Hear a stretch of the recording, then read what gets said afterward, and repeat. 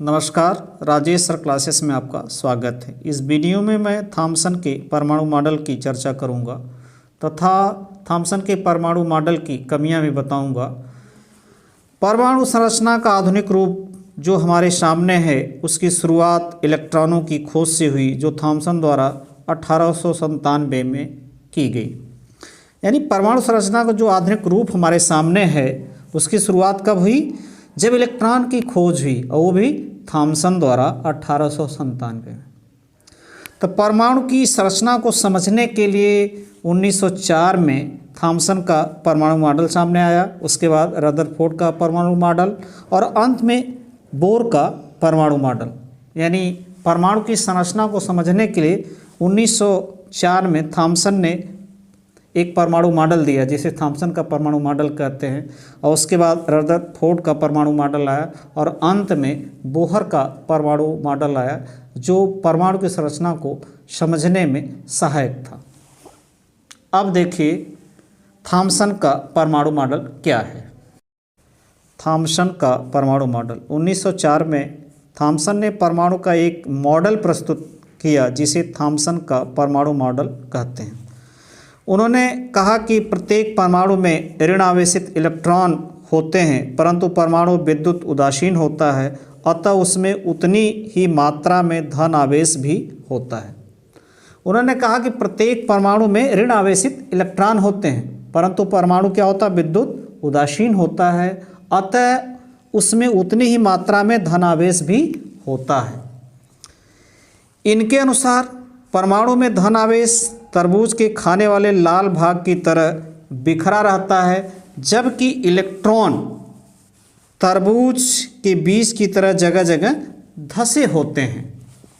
इसलिए इस मॉडल को तरबूज मॉडल भी कहते हैं।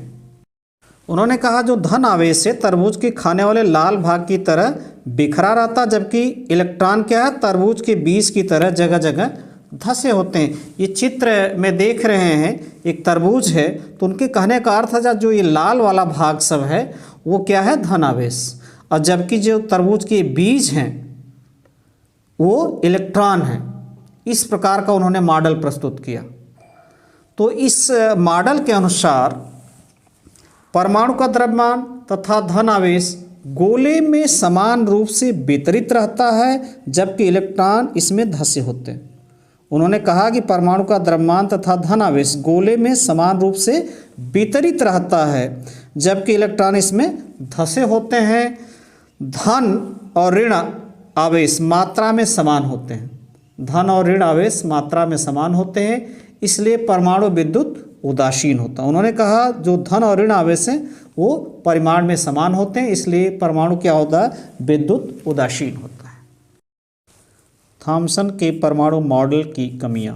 थॉमसन के परमाणु मॉडल से परमाणु के विद्युत उदासीन होने की व्याख्या तो की गई, किंतु धन और ऋण आवेश किस प्रकार आपस में बंधे हैं इसकी व्याख्या नहीं हो सकी। यानी थॉमसन के परमाणु मॉडल से परमाणु के विद्युत उदासीन होने की व्याख्या तो की गई कि जितने ऋण आवेश से उतने धन आवेश होते हैं, इस नाते परमाणु क्या होता है?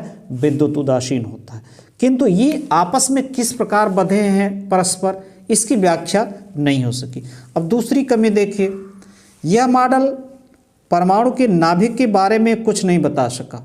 यह जो मॉडल था कि परमाणु का नाभिक क्या होता है, कहाँ होता है, इसके बारे में कुछ नहीं बता सका, जो बाद में रदरफोर्ड के परमाणु मॉडल ने दूर किया।